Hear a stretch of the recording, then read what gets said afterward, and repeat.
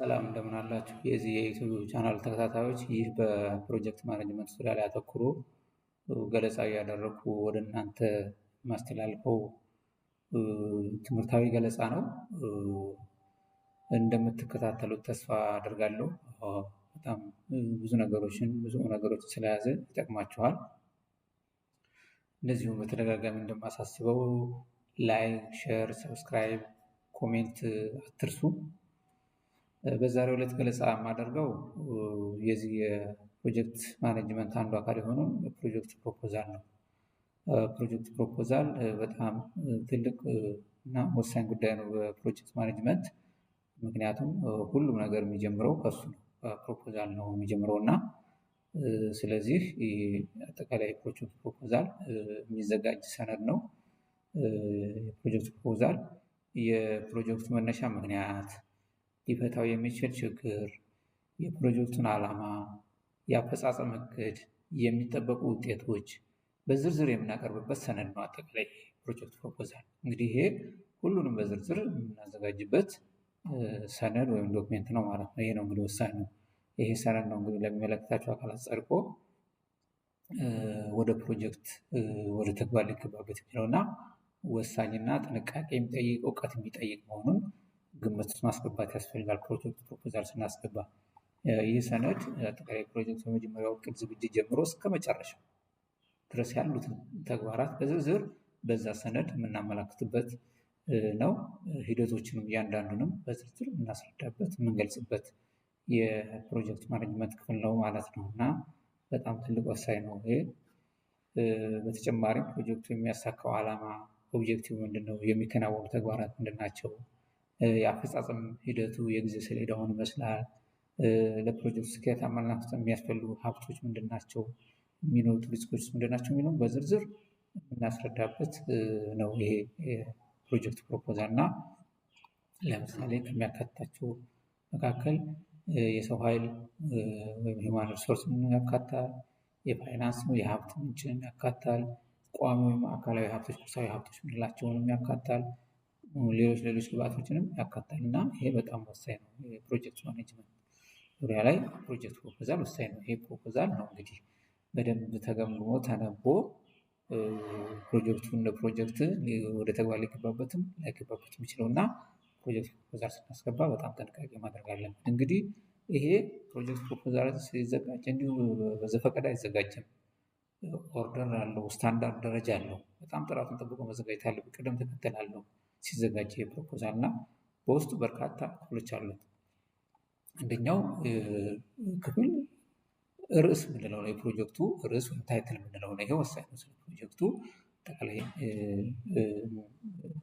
ስያሜ ማለት ነው እና ይሄ የፕሮጀክቱ ርዕስ ታይትል አንዱ የፕሮጀክት ፕሮፖዛል ክፍል ነው። ሌላው የይዘት መግለጫ ማለት ይሄ ቴብል ኦፍ ኮንቴንት የምንለው አጠቃላይ በውስጡ ያሉትን ነገሮች ቀርቦ ማንኛውም ሰው እዛ ከቴብል ኦፍ ኮንቴንቱ ያይና የሚፈልገውን ነገር ፒክ አድርጎ ሊረዳ ይችላል ማለት ነው እና ይሄ የይዘት መግለጫ ወይም ቴብል ኦፍ ኮንቴንት አንደኛው የፕሮጀክት ፕሮፖዛል አካል ነው። ሌላው አጭር ማጠቃለያ አብስትራክት በፕሮጀክት ፕሮፖዛል ወይ በሰነድ ውስጥ ያሉትን ነገሮች ሰመራይዝ አድርገን ባጭሩ ሰዎች እንዲረዱት የምናደርግበት ክፍል ነው ማለት ነው። የአብስትራክት እና ማንኛውም ሰው ዝርዝር ሙሉ ዶክሜንቱን ሳያይ ከዛች አብስትራክት ተነስቶ ስለ ፕሮጀክቱ ወሳኝ መረጃ ማግኘት ይችላል ማለት ነው። ሌላው የፕሮጀክቱ አውድ አጠቃላይ ተጽዕኖ ወይም ኢምፓክት፣ ያ ፕሮጀክት አጠቃላይ የሚያመጣው ኢምፓክት ምንድነው የሚለውን እናሳይበት ክፍል ነው። ስለ ፕሮጀክቱ ኮንቴክስት የምንተነተንበት ነው ማለት ነው ይሄኛው ክፍል።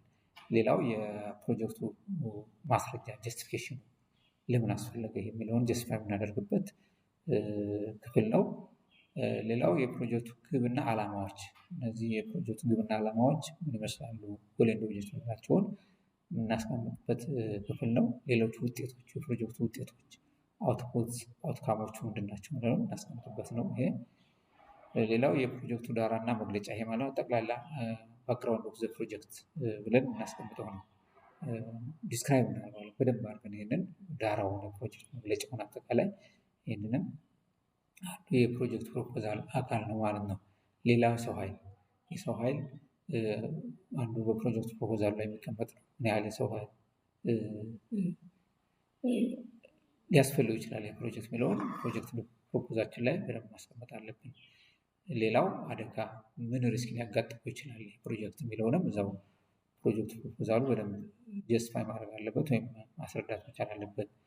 ሌላው አጠቃላይ የፕሮጀክቱ ወጪ ምን ያህል ይሸፍናል፣ ምን ያህል ነው የሚያስፈልገው ገንዘብ ይህን ፕሮጀክት ወደ ስራ ለማስገባት የሚለውንም በደንብ በዝርዝር በፕሮጀክት ፕሮፖዛሉ ላይ ማስቀመጥ ያስፈልጋል ማለት ነው። ሌላው ፊዚቢሊቲ ስተዲ ያጠና ነው የአዋጭነት ጥናቱ እዛ ላይ ፕሮጀክት ፕሮፖዛል ላይ አብሮ መገለጽ አለበት። እዛ ተነስቶ የአዋጭነት ጥናቱን አይቶ የሚወስነው አካል መወሰን እንዲችል ማለት ነው።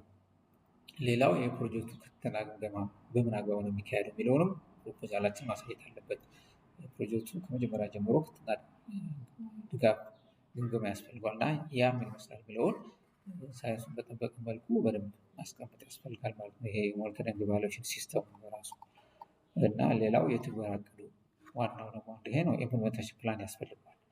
ኦልሞስት በወረቀት ያስቀመጥናቸው ነገሮች ወደ ተግባር ሲገቡ እንዴት ነው ኢምፕሊመንት የሚደረጉት፣ እንዴት ነው የሚተገበሩት፣ እንዴት ነው ኤክስኪዩት የሚደረጉት የሚለውን በደንብ ደረጃውን ጠብቆ ማዘጋጀት አለበት። ያ ኢምፕሊሜንቴሽን ፕላን ብዙ ነገሮች አክቲቪቲው አለ፣ መቼ ነው የሚፈጸመው፣ እንዴት ነው የሚፈጸመው ያስረዳል፣ ማን ነው የሚፈጽመው የሚለውን በደንብ ኢምፕሊሜንቴሽን ፕላናችን ይህን ባካተተ መልኩ ማዘጋጀት አለበት ማለት ነው። ሌላው ሪፖርት እና የፋይናንስ ሀብቶች ሪፖርት ያስፈልጋል። የፕሮጀክቱ በሚከናወንበት ጊዜ እያንዳንዱን ስታንዳርድ የሆነ የሪፖርት ጊዜ ተቀጥሎለት በዛ መሰረት ሪፖርት ላይ የሚመለከታቸው አካላት መላክ አለበት።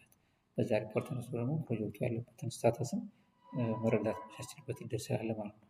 ሌላው አኔክሶች አሉ፣ ተጨማሪ ዶክሜንቶች ስለ ፕሮጀክቱ የሚዋሩ አታች የምናደርጋቸው እነዚህም አብሮ እና እነዚህ ሁሉ በዝርዝር በቅደም ተከተል በደንብ ማካተት አለበት ፕሮጀክት ፕሮፖዛላችን።